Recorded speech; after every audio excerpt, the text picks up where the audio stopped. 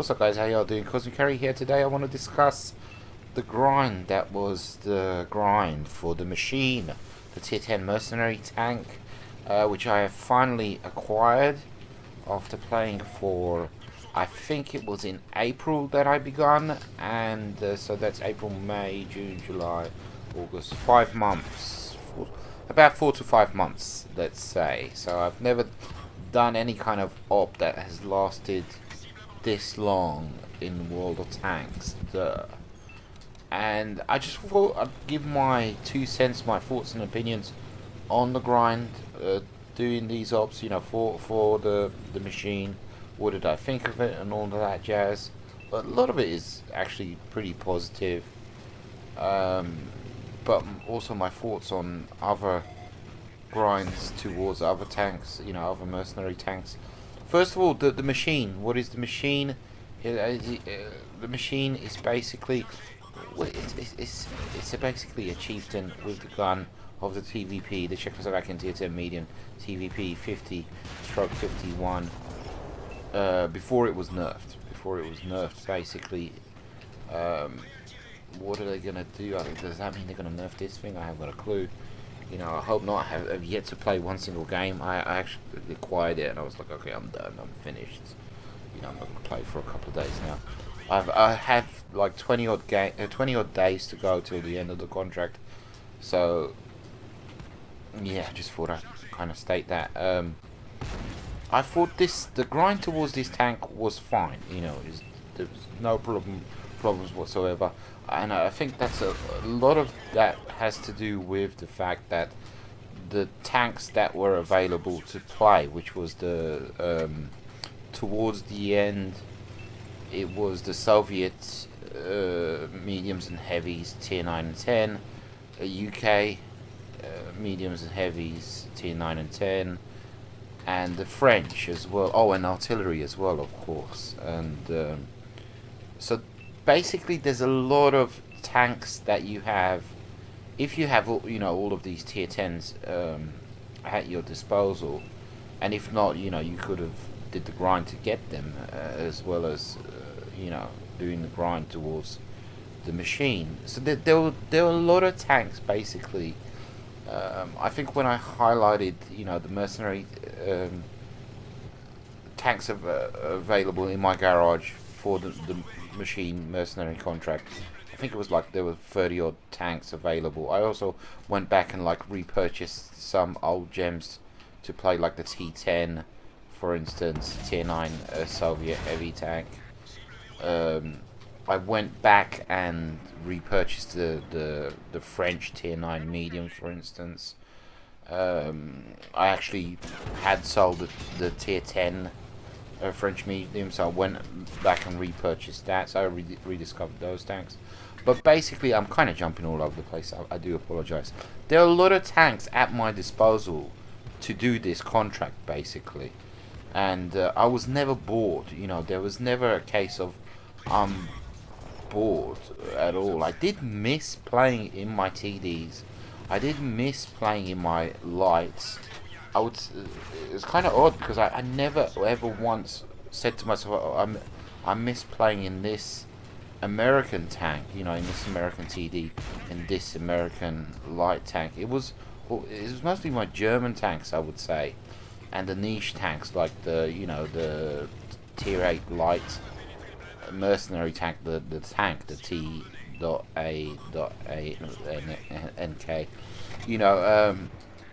I missed playing in my TDs, just kicking back, putting up my feet, and sitting in the bush and not doing that much work, but achieving quite a lot. That I did miss. But basically, there were a lot of tanks at your disposal that you could play for this contract. The Soviet mediums. There's so many tanks that you can play. Keep in mind at the beginning it was tier 8, 9, and 10. Later on, about halfway through, it turns into only 9s and 10s. So, you got your T60A, you got your Object 140, Object 40, 430U, K91, and then there's the tanks at tier 9, etc., etc. There's so many tanks to play, and the Soviet mediums, they're OP as hell, and they're a lot of fun to play. When it comes to the heavies, likewise, you know, Object 705A, IS-7, 277, IS-4, there's just so many bloody tanks available just in that one nation alone. And then you move on to the UK. I mean, the UK, there's not that many lines, but when it comes to, you know, the tier 10s, there's quite a few, because, you know, we have the Super Conqueror, we have the FE215B, we have the Chieftain, you know, etc., etc. And likewise with the mediums, we have the what is it, the FE4202, we have the Action X, you know, a lot of tanks there to be played. And France, I did a bit of grinding with my French tanks, you know, to get the M454, the AMX50B. I kind of did the grind as well at the same time I was doing the contract. The tier 10s as well, you know, you got the 30B, you got the Batch at 25T, but at tier 9 there's 2 or 3 tanks, or the 25T, the Lorraine, the MX30, you know. And I kind of rediscovered, I didn't really rediscover the French mediums, I just kind of discovered them because I never really played in them that much. I didn't think that much of them, but they're pretty decent machines. I enjoyed the heck out of playing them, absolutely 100%. And the Batchat I kind of revisited, that was kind of fun.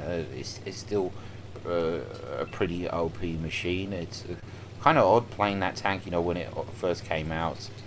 It was one of a kind. Now there's, you know, there's plenty of tanks like that, autoloaders, etc., etc. It was a tank to be mega feared back in the day. And so it was never a case of I'm bored.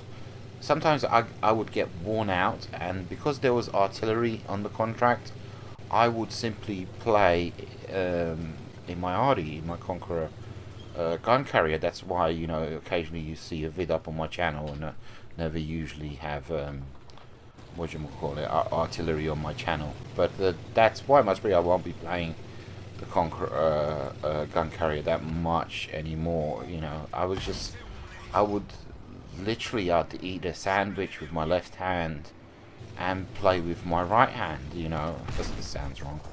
And just grind out XP for the contract, you know. I didn't feel like playing World of Tanks, but I don't mind playing artillery, you know. You can literally hold a book and read a book and use one hand to play artillery. Yeah, artillery players are wankers, what can I say?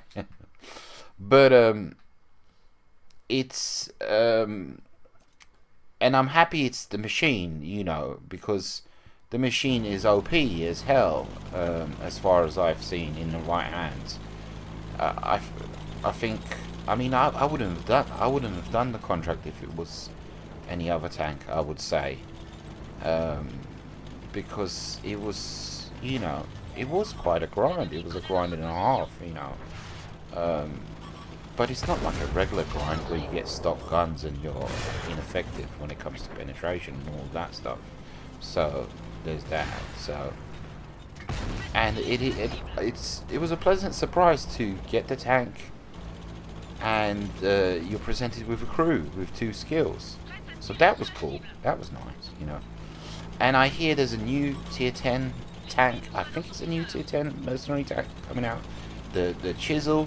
And apparently it's only UK, USA heavies and mediums,